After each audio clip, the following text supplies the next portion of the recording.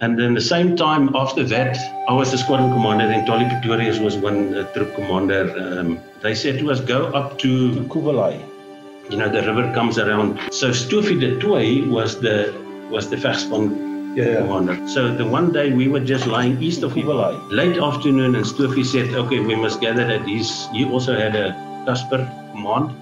And he said, okay, all the subunit commanders get to my vehicle, because then normally you have to bring a mug, and he puts a little bit of whiskey in it, and you have the whiskey with him, and he had his order group. And while we're sitting there, we got a radio to say the MiGs are in the area. They're looking for us. They know we are there. But in the meantime, I mean, you're in the open lager. So good, well camouflaged, and the guys have started to do trenches where they can sleep and whatever. And I know very well Stoffie's vehicle was under a big tree, and his adjutant also started to do his foxhole. And the next moment, the MiG-21s are, very slow and very low. Wings pushed forward, so he's very slow. He's looking for us, and he was pulling up like this, and I thought that this is now a attack profile. This MiG-23. Stoffie just said to the guys, harder to, run foxholes. My car was too far to the side. I had nowhere to go, so I just jumped under his Casper between the back wheels, and I knew if I'm there, I'm in deep trouble. But then while there, then Stoffie, with his round body, he also dived into his foxhole next to the tree. But I think that the foxhole was a bit too small and too shallow. So now Stoffie is lying in this foxhole with his whole back and his bum sticking out, and he's shouting from the foxhole, "Edge! My gat is te klein." But anyway, so I was laughing so much, but luckily the MiG didn't see us, so we pulled away. And then a few days after, Stoffie sent me the squadron with Skikkerling, with his infantry guys. Said we have a look in what's going on in Kubalai, because I don't think there's a lot happening. So first we did a recce, and the next day, early or late afternoon, we actually went in. I got actually out of my vehicle, and I said to Tolly Pretorius, he was one of the troop commanders, okay, you handle this group. I got on my feet with the poker, webbing with skicks, talking to the infantry, because we are walking now towards Kubalai.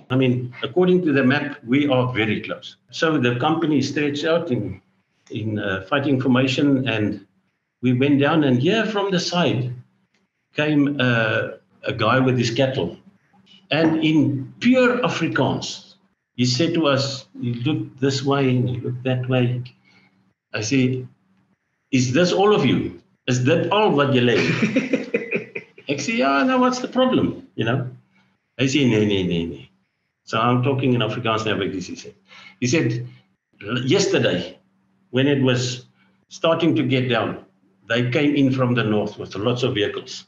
And when the sun started this morning coming up again, the last vehicles came into Kubalai. Then there was a brigade in Kubalai. So this guy actually saved our lives, because if we got in a battle there, they would have wiped us. But this guy, it was just something that I said to myself, it's not your time. Yeah, it is. And then we pulled back, and we did some bombardments. And a few days afterwards, we again went on the side, but not the same route, because as we went closer, we could hear that they're starting to throw mortars on our previous position. So luckily, I didn't go that way. And we elevated the 90s on indirect fire, but because that was a way of firing with stuff. So I lined them off with my compass and say, okay, they fire, and we fire that, and the 140s fired from the side, and we had the imps in the air. And I was talking to the imps and they say, okay, they're getting closer for a strike, and that was late dusk. It was quite dark, but the mission commander just said to me, okay, that they are rolling in for the strike. I think it was 4 imps. Radio silence now, starting with a descent. So next moment we saw a huge explosion, flames over the treetops. But in a while, And then it was Tapa. He was the pilot. He flew actually into Kuvalai. I think he misjudged him or something. I don't know what happened. And he flew actually into Kuvalai. So we heard that and we shouted, hey, you know, great, they strike the ammo dump and whatever of the. As they pulled out, I was trying to reach him on the air, on the radio. And he didn't just come back. And then I think his wingman or something just came quickly on the air, and they returning Tapa flew into Kuvalai. So that was terrible. So I was actually the last guy talking to Tapa, and his last words was radio silence starting with the descent. So that was bad. So the next day we had to bombard Kuvalai because we want to burn everything that's left. Because they will use it for propaganda and whatever. They shall not grow old, as we that are left grow old.